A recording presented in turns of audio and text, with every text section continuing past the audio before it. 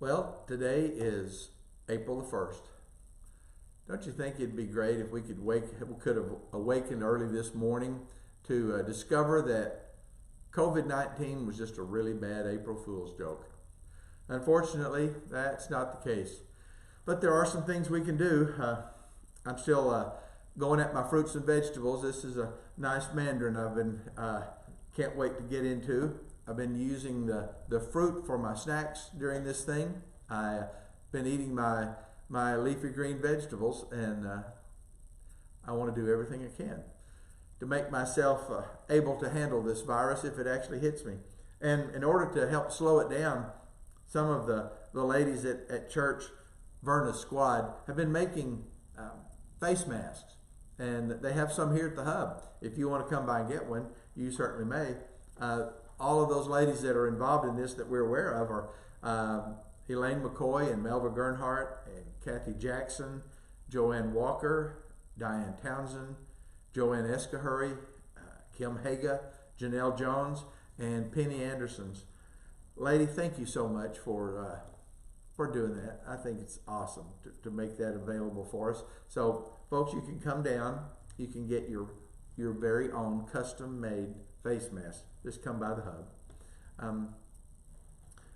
I was noticing that sometimes there's just within each of us the thought that the way it is right now is the way it will always be. We're kind of that way. A friend had a post recently that basically says this thing is just unending. It's just going to go on and on and on, and our world is never going to be the same again. And I found something that I want to share with you. This is from the Institute of Health Metrics and Evaluation, the IHME. It's a research institute that works in the area of global health statistics and impact evaluation. It operates at the University of Washington in Seattle. It gathers health-related data from all available sources. It develops innovative analytical tools to track trends of mortality, diseases, and risk factors. It was launched in 2007, primarily with the funds by Bill and Melinda Gates Foundation.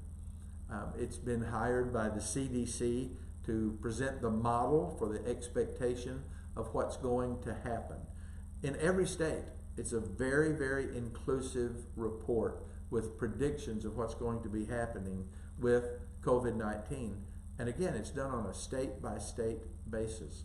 I want to share some of their findings. In Oregon,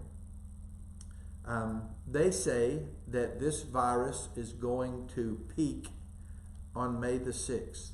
And what that means is that the cases will ramp up rather substantially from now, April 1st, all of this month for the next 30 days or so, until about the first day or so of May.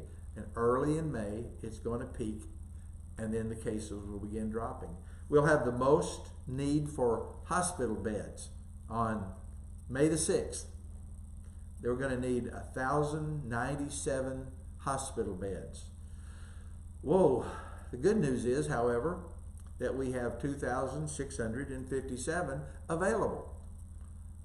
That's great. We have 163 needs for ICU beds on that day, but there's going to be 210 available. Now, this is statewide. This is not in any specific like city.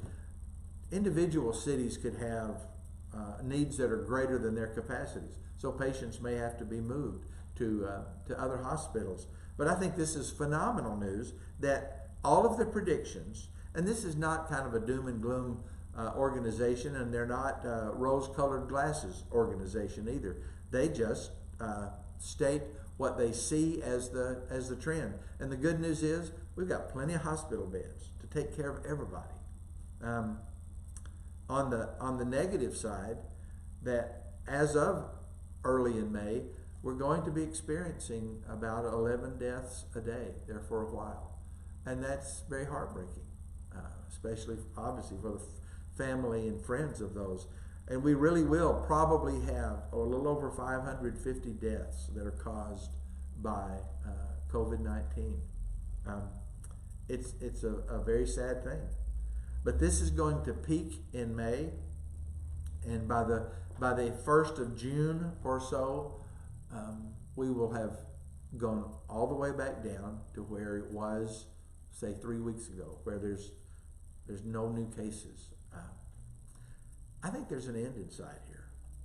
I think we're looking at about the 1st of June when this thing is passed, for the most part, here in Oregon. Every state's different. You're welcome to look all this up online.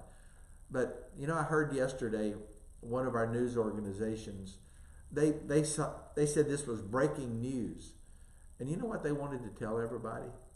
That there's over 500 deaths going to be in Oregon. That's true. That's a prediction. But we're also predicting that most everybody that gets it is going to be fine. And those that need to go to the hospital are going to find beds available.